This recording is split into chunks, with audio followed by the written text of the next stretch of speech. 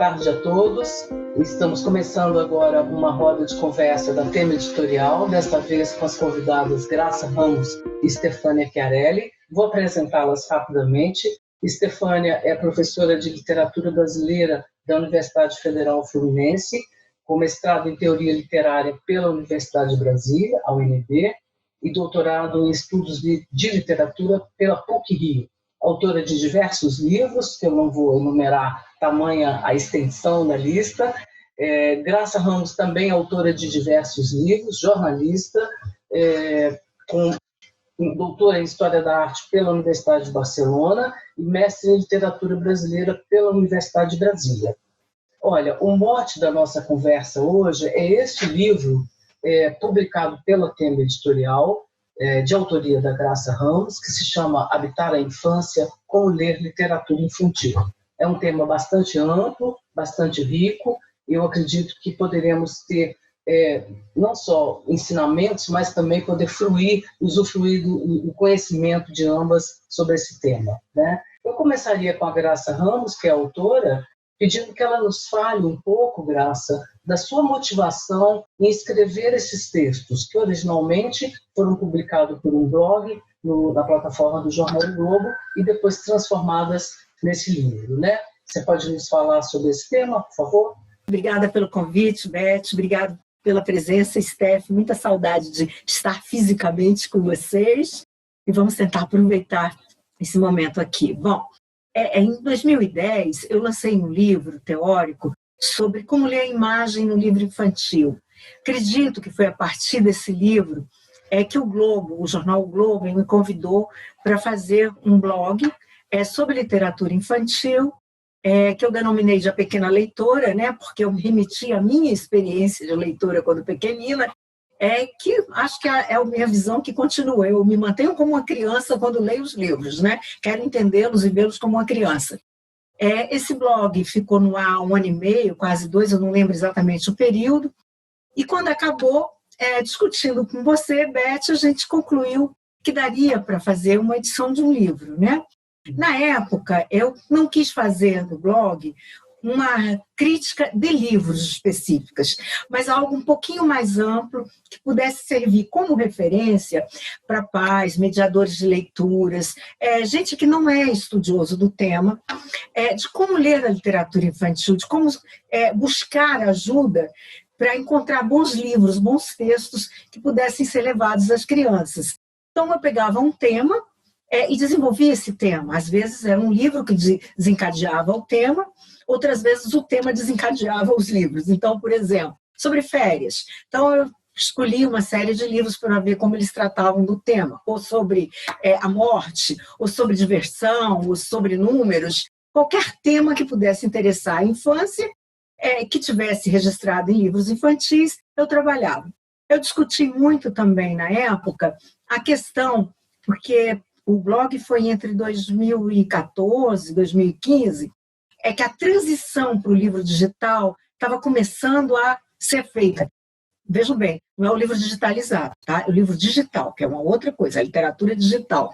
Então, eu discuti um pouco esses temas, discuti muito políticas públicas, e quando nós fizemos o livro, nós decidimos trabalhar 3 capítulos.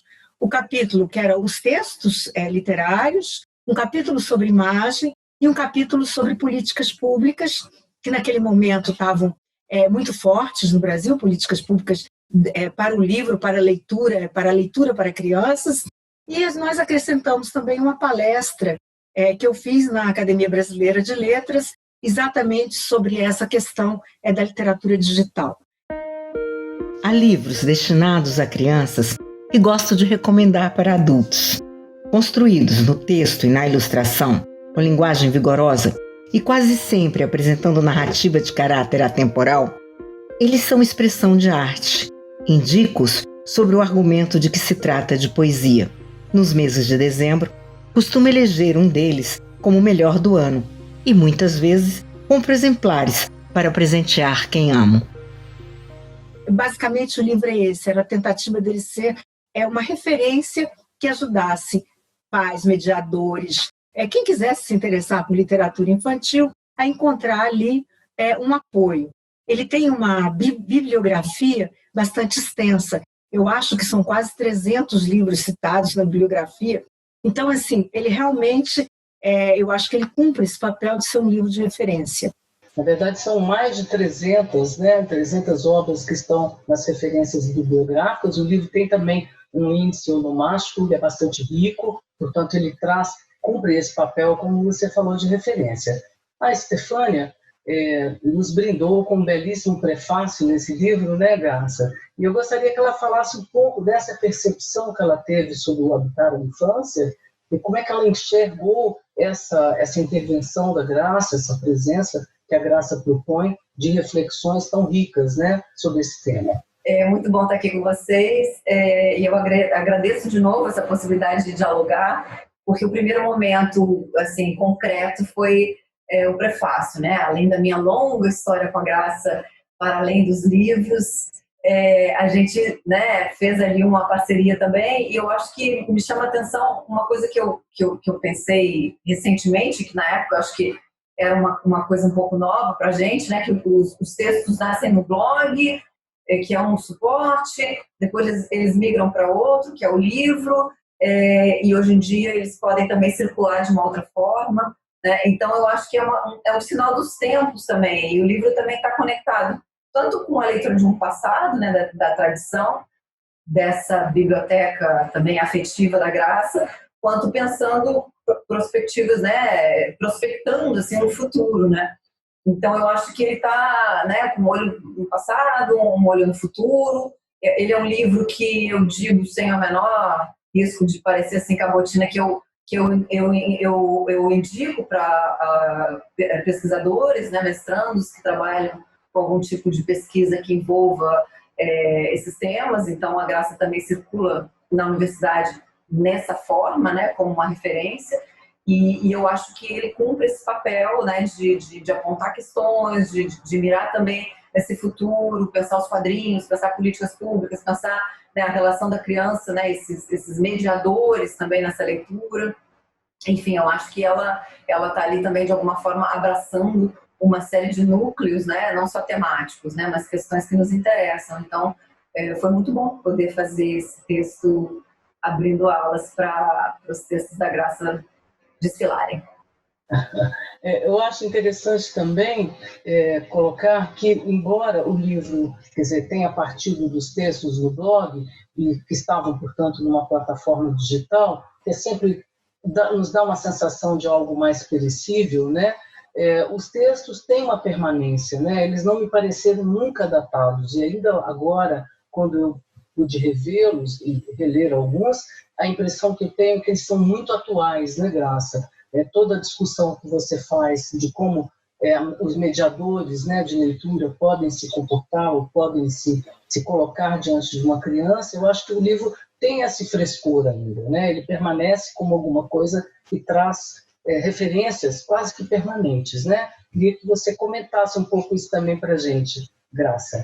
Eu acho que, assim, lá atrás, quando era digital, né, pelo meio digital, eu fiz uma opção. Não queria textos curtos, eles não são curtos, né, eles têm um pensamento que se desdobra ali, e eu não iria centrar em algo datado, porque senão eles envelheceriam muito rapidamente. Eu não pensava em livro, mas eu pensava mesmo nessa compreensão da literatura como algo que já... Porque a literatura infantil, a história dela, é muita história da sua recepção, né, da sua atualização e do seu diálogo com o mundo e com outros livros. Então, sempre tentando fazer essas conexões, e eu acho que isso ajudou a que, ao ser transformado em livro, na verdade, a gente fez um processo quase inverso, né?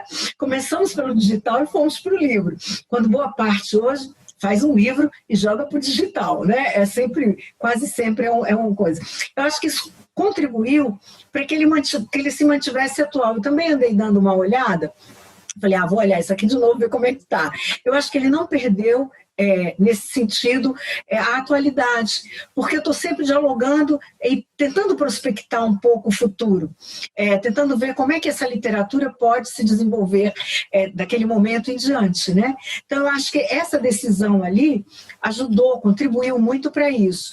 Na hora da edição, enquanto livro, né, enquanto papel, o que nós trabalhamos foram muito poucas coisas, ele deu muito pouco trabalho de edição. Tiramos, acho que, uma entrevista que ficou muito datada, um outro tema sobre política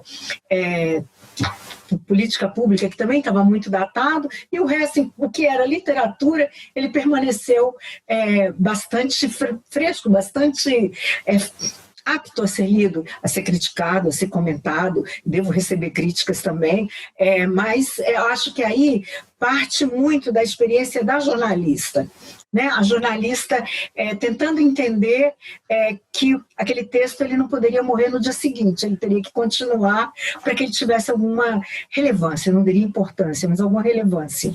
Aliás, Graça, você citou a questão do jornalismo, só um parênteses, Stefânia, fique à vontade para comentar, interagir, tá? Eu só estou aqui só fazendo alguns caminhos, né, possíveis, tá?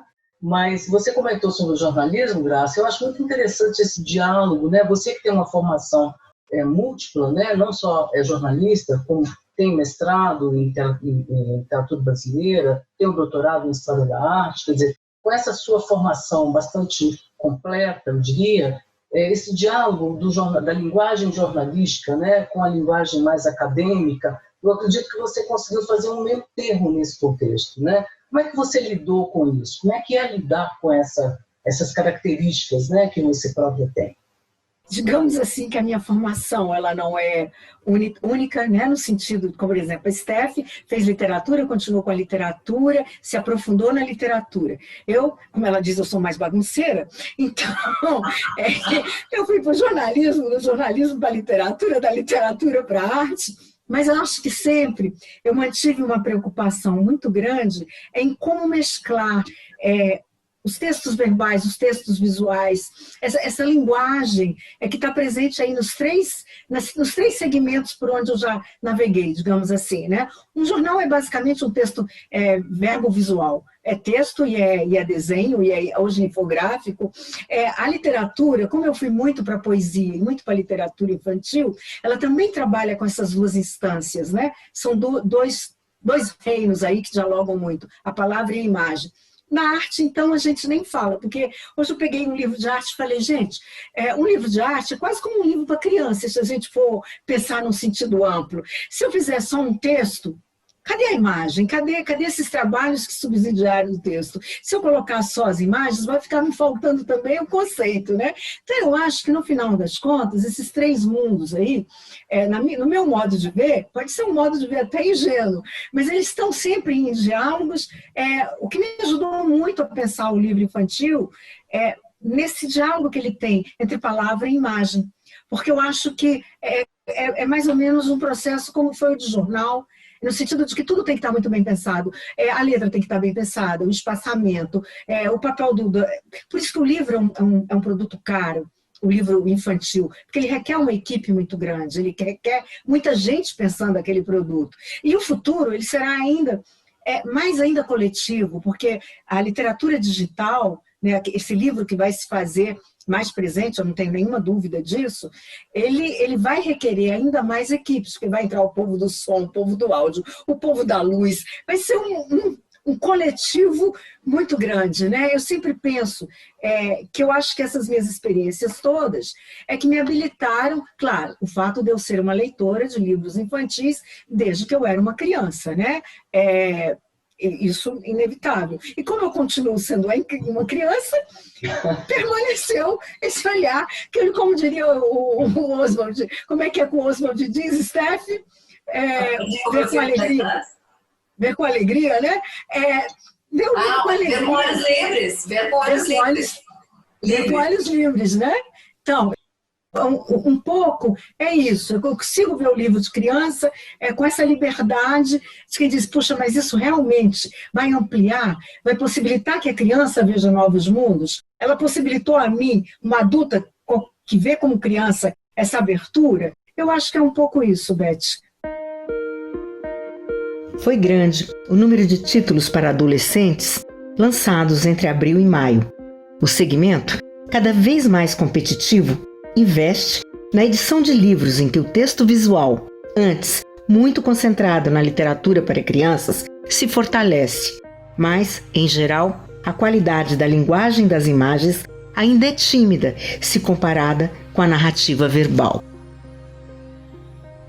Aí também volto a 3 temas. Dos anos 80, 90 para cá, isso tem muito a ver, eu penso, com a questão dos meios de comunicação. Não é mais uma televisão girando para uma massa. Já a coisa do digital alterou profundamente os nossos modos de comunicação e de pensamento, que é a questão do racismo, a questão da natureza e a questão de gênero. São temas que você não tem... se no passado a gente dizia que narrativas mestras era o comunismo, o socialismo, não, as narrativas mestras hoje, aquilo que vai guiar as nossas discussões, é a questão do racismo, do gênero, especialmente aquilo que diz respeito a mulheres. Eu acho que hoje tem um olhar diferente, entre os gays, entre os transgêneros, mas há uma questão vinculada ao feminino aí, que eu acho que tem sido muito forte, e a questão da natureza. Se a gente puder discutir tudo isso, mas não como um livro informativo só, porque aí eu entro com a minha outra implicância, né? Na literatura mesmo, criando personagens. Por exemplo, agora eu li um livro, você deve ter lido, Steph, para adultos, O Torturado. Ainda não. Gente, basicamente tratar das nossas questões raciais. E o livro é maravilhoso. Sim, ele escreveu um livro no interior da Bahia, 2 irmãs, que vêm de toda uma experiência com racismo, mas o livro é simplesmente lindo. E não fica o tempo todo batendo nessa tecla. Ele permeia tudo isso, as nossas relações econômicas, as nossas relações de dominação, de uma forma muito, muito bonita. A literatura infantil também pode fazer isso. Você pode pegar, tem um livro de cordel sobre mulheres negras, que é muito legal você apresentar para as crianças. É isso, apareceu a dificuldade, procura outro livro que trata do tema, mostrando de uma outra forma, sabe? Há um dicionário de termos africanos que é maravilhoso, que não é a questão do folclore, é tentando ver a poeticidade dessas palavras que foram incorporadas aos nossos idiomas via a transmissão trazida pelos escravizados, que é lindo. Então, assim, eu acho que abrir um pouco... Não, é racismo, a gente já fecha a porta. Não, é racismo. Vamos tentar abrir a discussão, vamos tentar ler outros autores. Eu acho que isso tudo só tende a enriquecer e a fortalecer essa geração. Porque ela já tem a visão crítica, digamos assim. Sim, eu acredito, Graça, muito nisso que vocês estão colocando, você e Stefânia, do ponto de vista de que a gente está assistindo, a gente sempre tem a tendência a achar que vive um momento histórico de grandes mudanças, etc., né, na geração que a gente está vivenciando. Mas eu acredito que realmente estamos vivendo esse momento no Brasil do ponto de vista dessas questões identitárias, né? Tanto a questão racial, a questão de gênero, e a questão ambiental, como você também bem colocou, né? Então, eu perguntaria para vocês se, na avaliação do acompanhamento que vocês fazem do que se produz de literatura infantil hoje no Brasil, infanto-juvenil, se vocês acreditam que elas estão acompanhando esse processo de grande mudança. Eu acho também que é de grande magnitude, né, as mudanças que a gente está assistindo no tecido social brasileiro, né? Vocês acreditam nisso, Graça, Stefânia? Falem à vontade. Beth, olha só. O Brasil, a gente teve toda uma construção, eu acho que é você que chama de uma construção da democracia, né? Depois da ditadura, a gente teve toda uma construção da democracia. Essa construção da democracia fortaleceu muito políticas públicas de compra de livros, de bibliotecas públicas, e ao fortalecer, via editais muito bem formulados, porque com a ajuda de acadêmicos, havia todo um pensamento crítico colocado nesses editais. Nós formamos uma vasta biblioteca de temas de literatura. Assim, todos os temas difíceis, sensíveis, não sensíveis, eles foram abordados ao longo desses 30 anos de democracia. De 2 anos para cá, com a mudança de governo, eu tenho acompanhado o que aparece de edital, muito pouco, eu não tenho acompanhado como acompanhava antes, diminui muito. Mas eu comecei a olhar os sites das editoras e eu percebo que, para esses editais de governo, houve uma contenção de temas, digamos assim. Houve uma espécie de... a diversidade ficou mais tímida. Vamos usar os termos, talvez por receio de que não sejam comprados, é um governo conservador, extremamente conservador, mais que conservador, acho que até ignorante em certas coisas. Então, meu receio é que, do mesmo jeito que em 30 anos de políticas públicas consistentes que ajudaram a fortalecer um mercado privado de livros infantis, ajudaram a fortalecer ilustradores, autores, críticos, os estudos de universidade, né? A gente teve aí uma emulação muito grande, que se a gente continua com essa... Porque a literatura, ela não compete só com outros meios, ela compete também com discursos, né? Vamos lá, a literatura ela compete com discurso religioso, ela compete com discurso de comportamentos, com discurso pragmático, esse povo que acha que literatura tem que ter função nenhuma. Se ela possibilitar a abertura de mundos, tá bom demais, né? Então, meu receio é que se a gente continua num projeto de políticas públicas conservador, extremamente conservador, essa diversidade passe a ficar mais encolhida. Mas, de modo geral, nós temos uma literatura corajosa. Começa a acontecer agora um outro fenômeno. Os prêmios, que também são muito importantes na cadeia, né, de fortalecimento, eles começam a valorizar autores que não são necessariamente autores já reconhecidos, autores, porque nós tínhamos muito isso, né? O Jabuti vai para um autor conhecido, o Prêmio da Biblioteca vai para um autor conhecido, a Fundação Nacional do Livro Infantil, essa criou até uma categoria diferenciada dos que já tinham muito, começa a haver uma procura por novos autores que muitas vezes estão completamente fora desses segmentos de reconhecimento, o que é muito bom. Eu acho tanta coisa que eu tenho medo de me enrolar, mas eu acho que basicamente tem duas questões. Uma perigosíssima mesmo, desse avanço de um discurso conservador e que empobrece o imaginário, empobrece a formação das crianças, né, diminui o espaço de discussão, né, de fato, o discurso dos meninos de azul e as meninas de rosa e ladeira abaixo, né? E um outro que é visível, que o próprio mercado está encampando essa temática por ter percebido que não dá mais para ignorar. Quando eu vi a Companhia das Letras criando eventos, uma agenda e uma programática disseminação de pautas sobre racismo e etc., eu falei, agora então eles resolveram que eles se interessam por isso, né? Porque não era uma questão porque também mercadologicamente é uma coisa muito tímida, né? Hoje em dia eu vejo a Companhia das Letras como uma editora que resolveu abraçar, né, alguma coisa que não tem mais como evitar, né? Os grandes editais, vejo contemplando projetos que tenham a ver com essas pautas, né, indígenas, LGBTQ, né, o feminismo de várias cores. Então, os prêmios também indo por aí, né? Quer dizer, não vai ser só salvaguardando todo o mérito que eles têm, mas não vai ser só Milton Atum e Bernardo Carvalho que vão ser a literatura brasileira hoje, né? E não tem como, né? Isso não tem volta.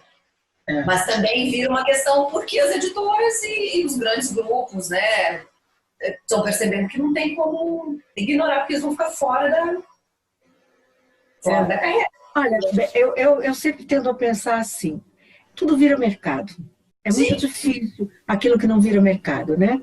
O que a gente tem que preservar é o reino da criação, da invenção. Porque mercado é no capitalismo que a gente vive, é isso mesmo. E com essa economia digital, que ainda, eu penso que ela é muito mais disruptiva do que o capitalismo lá industrial, a tendência é que tudo... Né, porque tudo se comunica muito rápido, então eu tenho que ter like, eu tenho que ter aprovação, eu não posso ser cancelado, né? Então, assim, mas se isso tudo fortalecer as pautas antirracismo, se fortalecer as pautas de fortalecimento das identitárias, Maravilha, nenhum problema, sabe? Assim, demoramos séculos, né? Demoramos séculos, diferente dos norte-americanos, que também viveram uma experiência de escravidão e de dizimação dos seus povos originários, mais ou menos na mesma época. Nós levamos muito tempo para entrar nessas discussões, né? Alguma coisa na gente sempre é mais, para algumas coisas mais retardatária, para outras não, né? É um problema do país. Mas se o mercado, se os festivais, se eles vão entrar nessa pauta e se isso vai ajudar a fortalecer, maravilha, sabe? Assim, estou achando que é muito bom. Se isso levar a discussões que vão promover uma melhora, nossa, tá bom demais. O problema se não é movimentar. Aí eu acho que aí é que a coisa complica, né? Complica muito. A sensação que a gente tem, né, Graça, é de uma longa maturação, né? O país foi um longo processo até a gente chegar a esse momento em que essas questões finalmente conseguem vir à luz, né? Finalmente conseguem se colocar no mainstream, né? Numa discussão mais, digamos, dos grandes veículos de comunicação, das grandes editoras. Parece que esses temas vieram pelas bordas, né? Por organizações, por pequenos movimentos, até chegar ao centro do debate brasileiro, né? E parece que isso é alguma coisa muito relevante. Mas eu gostaria também, de dentro ainda nessa linha de discussão, dessa renovação, de todas as transformações que a gente tem vivido, de colocar mais concretamente, primeiro, o momento em que a gente está vivendo, né? Há pouco a Stefânia se referiu a que ela acompanha as aulas online dos seus filhos, né? Talvez, né? E a gente está vivendo esse momento, quer dizer, um momento que talvez nunca a humanidade tenha visto nessa proporção, né? As pessoas isoladas, as pessoas se comunicando virtualmente, como nós estamos fazendo agora, e um impacto enorme que isso terá sobre as crianças, né? E os adolescentes, enfim, sobre os jovens. Eu gostaria que vocês ampliassem um pouco esse olhar aí sobre essas questões também. Talvez a Stefânia, que se referiu ao tema, pudesse começar, né, Stefânia? Eu sou muito suspeita para falar por todos os motivos que a Graça conhece muito bem. Nunca eu estou em sala de aula remota e como disse alguém hoje que eu vi na televisão, não deu certo. Não deu certo. Mas é o que a gente pode fazer, né? Então, eu dar uma aula para 30 pessoas, 30 bolinhas de câmera fechada, fazendo um comentário ou outro pelo chat, eu falando 1h45 sem parar, eu não posso dizer que eu estou plena, feliz e radiante, né? É uma experiência muito dura, mas, por outro lado, eu sinto que eu posso fazer aquilo nesse momento, né? Discutir, falar, mobilizar, mostrar para eles que não estão sozinhos. Por outro lado, a minha experiência de mãe é catastrófica, não tem outra palavra. Uma filha de 10 anos que começou motivada e que hoje em dia eu vejo absolutamente cansada, desmotivada e desencantada, e uma adolescente que, de fato, foi um ano perdido, assim, eles não... Para os adolescentes é uma coisa espantosa, né? O adolescente, que eu posso dizer que tem todo o acesso, que é privilegiado, né? Esse, sem falar no aluno da escola pública que simplesmente o ano não aconteceu, né? Então, não sei, as projeções são muito difíceis, assim, né? Por outro lado, quem pôde esteve com os filhos próximo e ajudou, e ouviu a aula, e meteu o bedelho, né? Eu procurei me envolver na medida que eu podia, mas muitas vezes eu olhava e dizia, catástrofe. O impacto, eu acho que ainda é difícil de mensurar, mas será enorme, né? Na formação dessas crianças e desses jovens, né? Sim. Olha, eu acho assim, tem tudo isso que a Steph colocou. Eu não tenho mais filho de idade escolar, né? Eu tenho filhos, mas não de idade escolar. Eu tenho 2 netinhos que ainda são muito pequenos. Mas eu vejo a minha filha, que é professora de 2º grau, com as mesmas reclamações da Stefânia. Ela fala, nossa, ninguém se preparou para tentar mudar um pouco essa forma de ensino, de aprendizado. Eu sei lá se eles estão mesmo na sala, se eles não estão. Eles desligam as câmeras, né? Falam, mãe, é uma coisa assim meio fantasmagórica de, né, a interação. O que eu acho? A primeira coisa que eu acho que vai acontecer é que de alguma forma, logicamente, os privilegiados, a elite, vai começar a pensar em como preparar esse tipo de ensino à distância de uma forma mais eficiente. Acredito que isso vai acontecer. O ano praticamente perdido. Acho que isso vai ser aferido quando chegarem os momentos de Enem, vestibular. Aí é que a coisa vai aparecer em números, né? Eu acho que isso vai concretizar. Por outro lado, toda essa questão virtual possibilitou para os adultos um outro mundo, né? Um outro mundo. Eu acho assim, puderam continuar com algumas atividades, nós mesmos estamos aqui conversando, quanto tempo a gente não conversa, né? Esse é o tipo de conversa que a gente teria, mesmo a Estefânia e eu, sentada no café, mexendo na torta de chocolate dela, sabe? É um outro momento, ok. A iniciação à leitura deve ser feita de maneira ampla, com os recursos do impresso e do digital compartilhados de maneira simultânea. Caminho para possibilitar maior inclusão digital, essencial para o desenvolvimento, mas sem perder de vista a aquisição do domínio dos atos de ler e escrever pelo viés tradicional, forma de sedimentar o conhecimento. Se o digital predominar ou for exclusivo, poderemos não conseguir atrair as crianças para o universo impresso, pois, vamos concordar, o poder que a tela de vidro exerce é muito maior. Quanto à literatura, eu acho que vai começar a haver um incremento da literatura digital, muito a partir dessa experiência. Sim, por quê?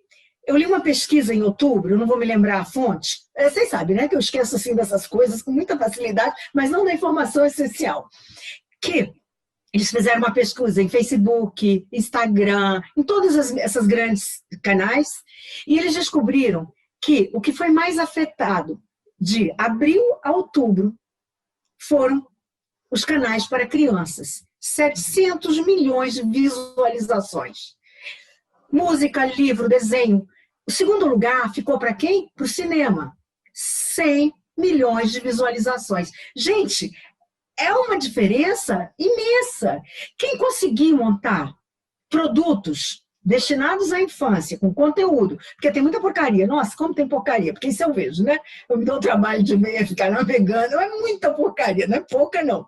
Mas quem se dedicar a produzir esses produtos que partem da lógica da gamificação, né? A criança vai interagir, ela vai intervir, ela vai mexer o... Gente, eu tenho um netinho de 3 anos que ele sabe mais de laptop do que eu, se bobear, entendeu? O negócio é muito ágil.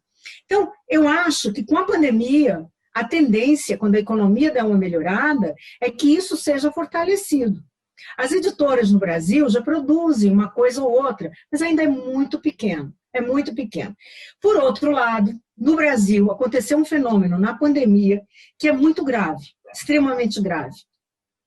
Lembra quando a gente era jovem? A gente não tinha um livro, o professor dizia assim, botei lá no Xerox, faz uma Xerox lá, né? Isso era um problema, só que isso era numa escala diminuta. É o PDF digital. Cara, olha, vocês não têm ideia do problema que isso está se tornando. Porque tem gente que pega, assim, a obra de um autor, fotografa, coloca num PDF digital e distribui. Sim, a toda a obra. Então, rompe-se a cadeia econômica que construiu o livro. Isso virou um problema muito grave. Diga, Steph. Não tem como. Você está numa sala de aula da universidade pública, querer que o aluno leia um texto do Alci Pécora, de um livro que ele não vai comprar, ele não vai sair de casa, ele não vai comprar na Amazon, você vai mandar o texto em PDF. Como resolver isso? Como resolver? Um orientando meu, eu ainda consegui entregar um livro físico emprestado. Alguns sem bolsa conseguem comprar, mas o PDF é uma discussão séria. Porque às vezes é o que você consegue fazer chegar nesse aluno. E de fato ele não vai ter internet, os alunos não têm internet para assistir aula. Quantas vezes eu recebo mensagem de professora, eu não consegui entrar porque a minha internet caiu. Eu tendo a acreditar, ainda acredito no ser humano, né? Mas o PDF, como fazer? Aí teria que ser todo um investimento que a gente teria que voltar a fazer em bibliotecas públicas digitais. não pagas, porque hoje há um streaming digital de bibliotecas, por exemplo, o Bamboleio, que você aluga é como se fosse a Netflix do livro. E são livros infantis, entendeu? Só que aí a gente tem que voltar a pensar as bibliotecas públicas digitalizadas. Só que é esse caos brasileiro. Mas se a gente não fizer uma política pública pensando nisso, gente, olha, eu vou dizer, eu não sei como os autores vão sobreviver, porque eles vivem disso.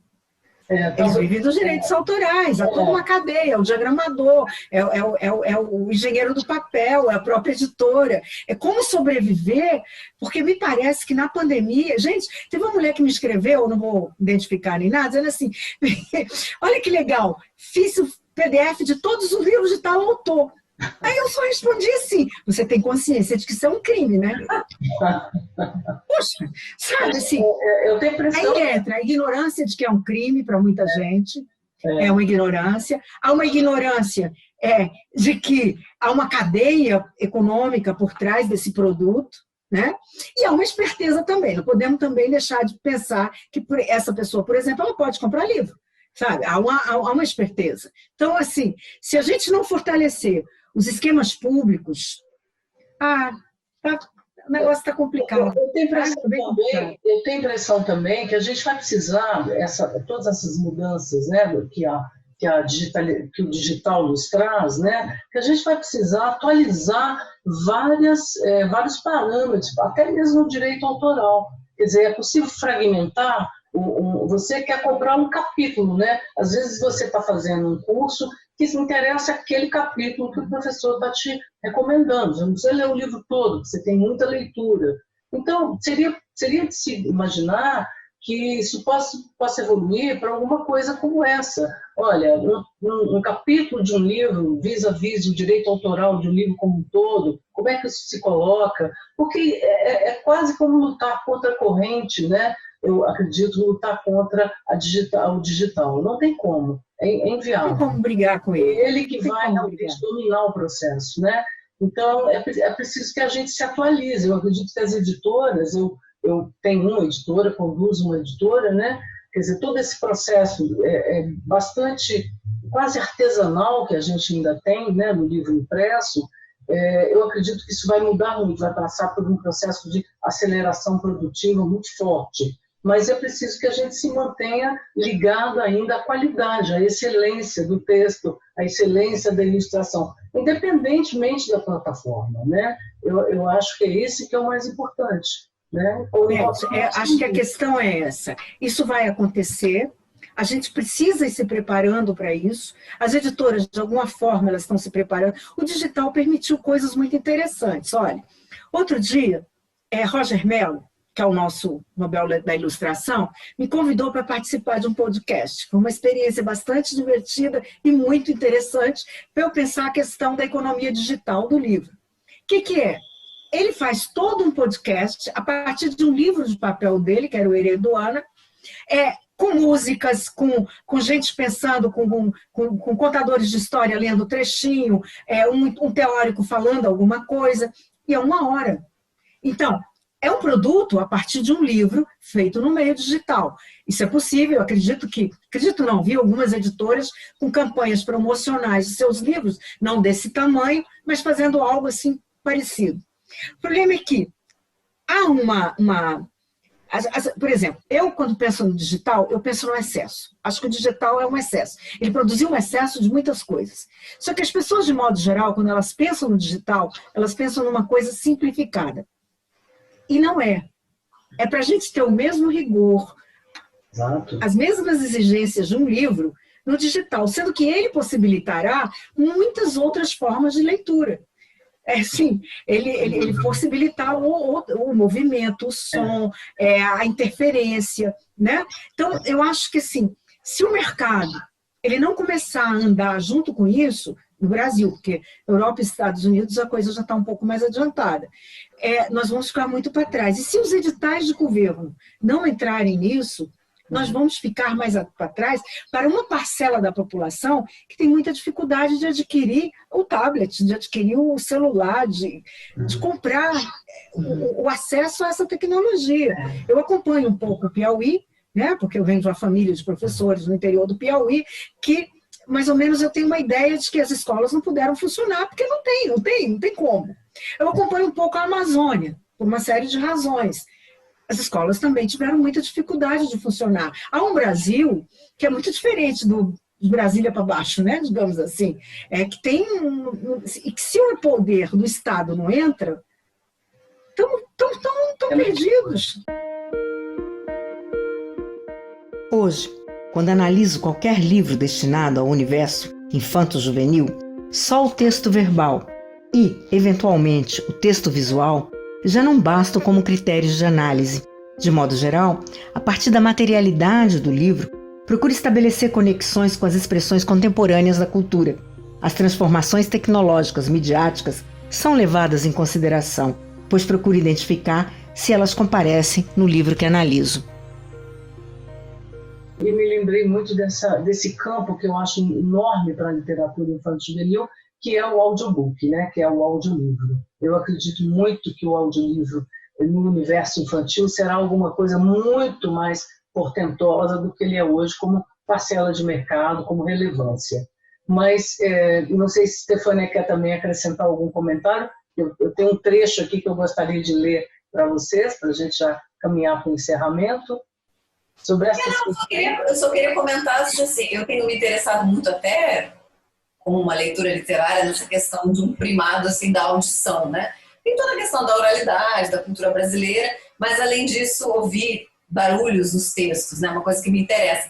E eu vejo com espanto essa geração que já está longe da gente, dos meninos de 20 e poucos anos, a naturalidade com que eles ouvem os podcasts. Quer dizer, a gente podia estar gravando um podcast, mas a gente nem considera isso. Eles estão muito acostumados, e digo mais, quem ouve um podcast pode lavar uma louça, preparar uma comida, arrumar uma gaveta, coisa que o nosso amado hábito de ler não permite, né? Que é um hábito ciumento, exclusivista, né? Então, essa garotada, para eles o podcast e né, não é só o primado do audiovisual, também é né, de ouvir coisas que entram pelo ouvido, não entram mais pelo olho, né?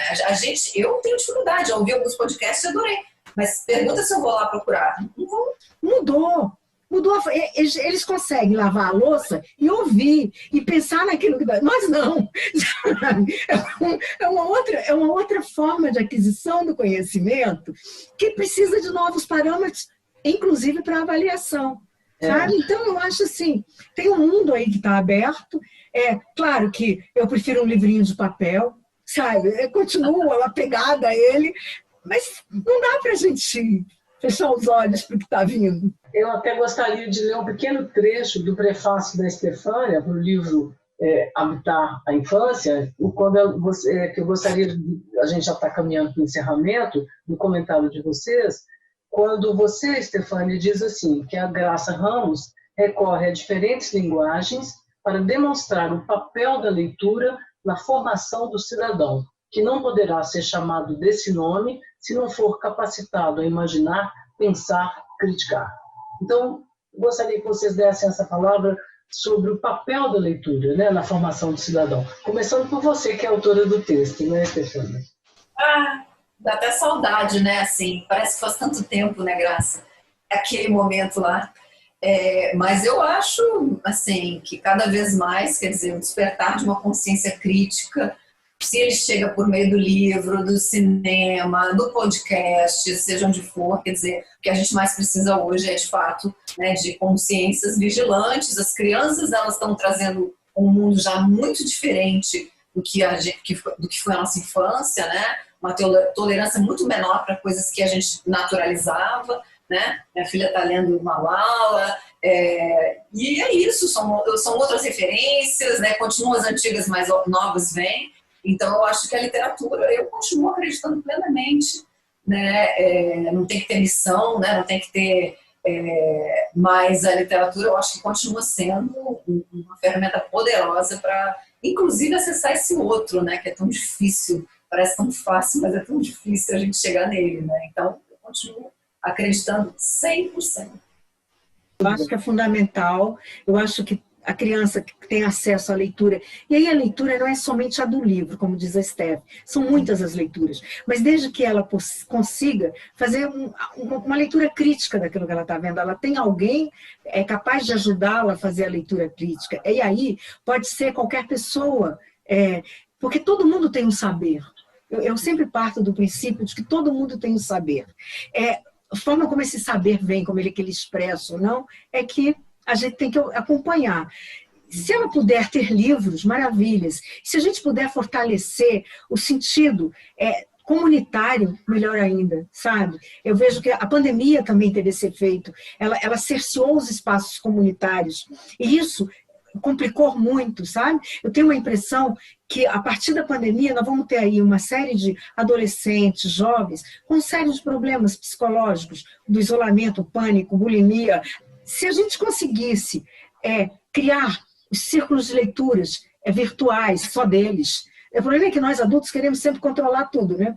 Pai, mãe, professor, a escola, a gente está sempre querendo controlar tudo, né? Assim, talvez esse peso todo da solidão que a pandemia trouxe diminuísse, sabe? Então, eu acho assim, ler é fundamental, ler o mundo. Eu acho, por exemplo, a minha leitura de mundo, ela começou com a natureza. Eu nasci num lugar de natureza que era só natureza. Aos poucos é que veio a leitura de mundo pelos livros. Então, assim, ler não é só ler o livro, é ler o mundo, né? Então, acho que é preciso incentivar esse tipo de coisa, é preciso se preocupar, e aí eu insisto muito nisso, que é algo que está me preocupando, os programas de políticas públicas brasileiras, eles precisam voltar a ser fortalecidos, a gente precisa voltar a pensar nos espaços comunitários, pensar em bibliotecas, por exemplo, o Rio, aí onde você mora, Steph, aquelas bibliotecas maravilhosas que fecharam, sabe? Aquilo são espaços fantásticos, é preciso voltar a ter isso, é preciso que a gente construa de novo esses equipamentos públicos, né? A gente tenha de novo essas coisas.